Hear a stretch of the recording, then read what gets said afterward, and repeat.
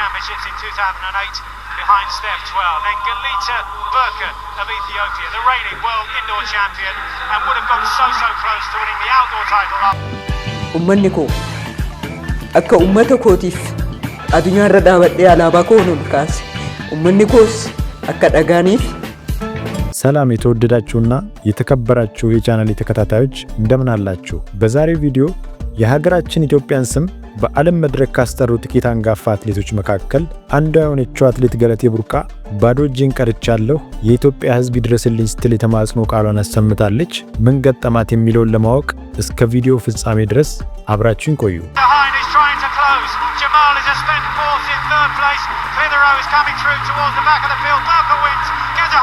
ወደ ቪዲዮ ከመግባታችን በፊት ወደዚህ ቻናል ዛሬ ጎራ ካላችሁ ይህንን ቪዲዮ ላይክ እና ሰብስክራይብ በማድረግ እንድትጀምሩ ስል በትህትና ጠይቃችኋለሁ። ቀጥታ ወደ ቪዲዮ እንግባ።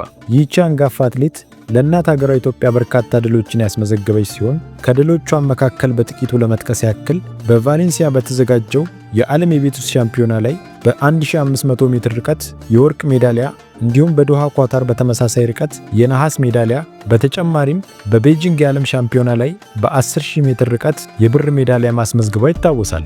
ታዲያ ይህች የአገር ባለውለታ አትሌት ምን ገጠማት?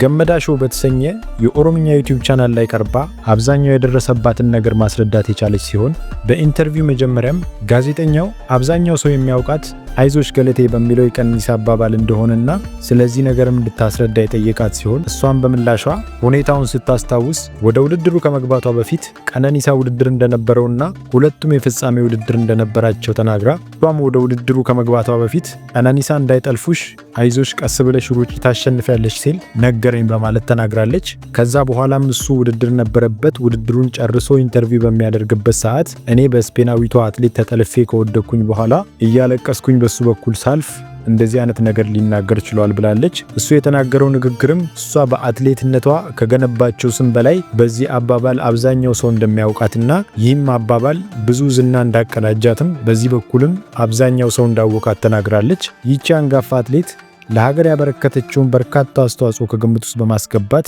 በኦሮሚያ ክልልና በአዲስ አበባ የመሬትና የመኖሪያ ቤት ሽልማትን ልታገኝ ችላለች። ጋዜጠኛውም አክሎ በውድድሩ በርካታ ገንዘብ አግኝተሻል፣ አሁን ምን ላይ ነው ያለሽው? ኢንቨስት እያደረግሽ ነው ወይንስ ምን ላይ ትገኛለሽ? በማለት ጥያቄን የሰነዘረላት ሲሆን እሷም በምላሿ ኢንቨስት ለማድረግ እንደ ሌሎች አትሌቶች ጓደኞቼ ሁሉ ተዘጋጅቼ የነበረ ሲሆን ወይንም ዝግጅትን አጠናቅቄ የነበረ ሲሆን ነገር ግን በገጠመኝ ችግር ምክንያት ወደ ኢንቨስትመንት ሳልገባ ቀርቻለሁ በማለት ተናግራለች። የገጠማት ችግር ምን እንደሆነ ጋዜጠኛው ባቀረበላት ጥያቄ መሰረት ምላሿን ስትሰጥ በ2009 ዓ.ም ባለቤቴ ፍርድ ቤት አቁሞኛል ወይም ክስ መስርቶብኝ ፍርድ ቤት ካቆመኝ በኋላ ሁሉም ነገር እንደተበላሸባትና ሁሉም ነገር መስመር እየለቀቀ እንደሄደ ተናግራለች። የዚህ ምክንያቱ ደግሞ ምንድነው?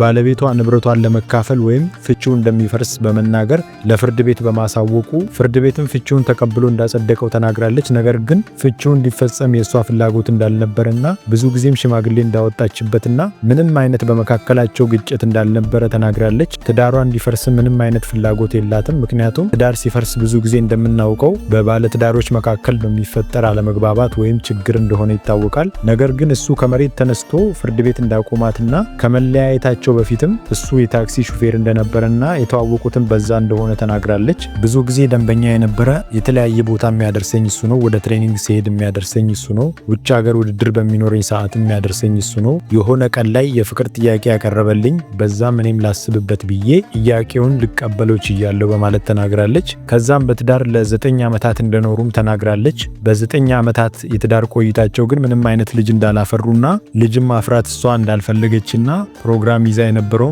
በ2010 ላይ ለመውለድ እንደነበረና የዚህም ምክንያቱ አትሌቶች ብዙ ጊዜ ራሳቸውን ይጠብቃሉ፣ ሁሉን ነገር የሚያደርጉት በፕሮግራም ስለሆነ ልጅ የመውለድ ሐሳቧንም በዚህ ምክንያት ልታዘገየው ችላለች። የተለያዩበትን ምክንያትም ስትናገር ውድድር እንደነበራትና በውድድሩም ሰዓት ወስዶ ኤርፖርት አድርሷት በሰላም ከተለያዩ በኋላ ነገር ግን ውድድሯን በድል አጠናቃ ወደ ኢትዮጵያ ስትመለስ ወደ ባዶ ቤት እንደገባችና ማንም እንዳልተቀበላት ተናግራለች።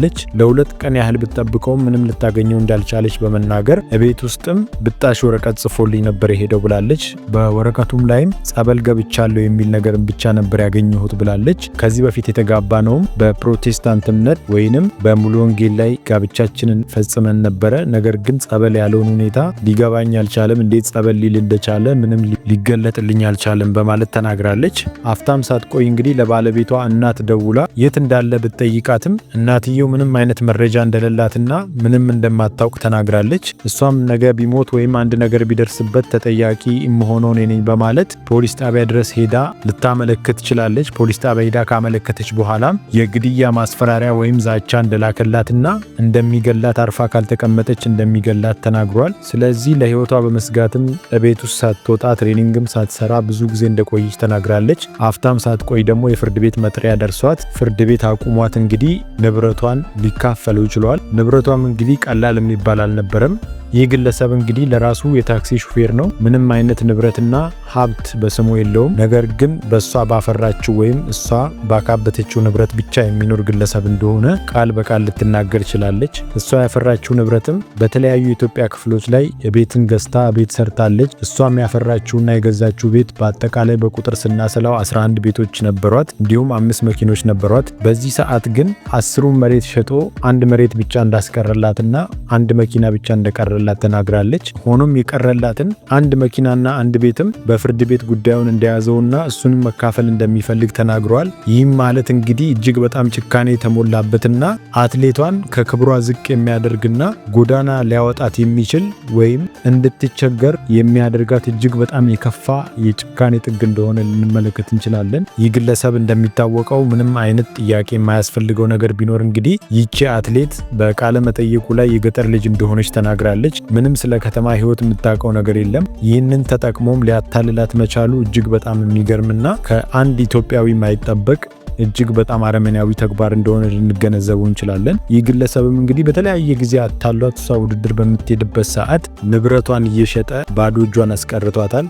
በጣም የሚገርመው ነገር ደግሞ ምንድነው እናትየው የባሏ እናት እጅግ በጣም በድህነት የምትኖርበት ቤት እንኳን የተጎሳቆለ እንደነበርና ከዛም አውጥታ አንድ ቤት ውስጥ አስገብታት የነበረ ሲሆን ያንን ቤት እንኳን ለእናቱ መልሶ ሸጦላት እጅግ በጣም ከህሊና በላይ የሆነ ድራማን በዚች አትሌት ላይ ሊሰራ ችሏል። አትሌቷ በመጨረሻም የኢትዮጵያን ህዝብ ተማጽናለች። እባካችሁ የኢትዮጵያ ህዝቦች ድረሱልኝ፣ ይህን ነገር አንድ በሉኝ ብላለች። እንግዲህ በጣም ጨንቋታል። ኢንተርቪው ላይም እንባዋን እያፈሰሰችና እያለቀሰች ነበር ስትናገር የነበረው። የኢትዮጵያ ህዝብ እንዲረዳትና ከመጋባታቸው በፊት እንኳን መንግስት የሸለማትን መሬት እንደሸጠውና እሱ እንዲመለስላት እንደምትፈልግም በኢንተርቪው ላይ ልትናገር ችላለች። ይህ ነገር ከህግ አንጻር እንዴት ይታያል የሚለውን ለህግ ባለሙያዎች ብንተውም በዚህ ዙሪያ የሚሰሩ ጠበቆችም እንግዲህ ከጎና ቆሞ ንብረቷ እንደሚመለስላት ባለሙሉ ተስፋ ነን። የዛሬ ቪዲዮ ይህን ይመስል ነበር። ጊዜ ሰጣችሁ ስለተከታተላችሁኝ እጅግ አድርጌ ከልብ አመሰግናችኋለሁ። ተጨማሪ መሰል ቪዲዮዎች በየጊዜው እንዲደርሷችሁ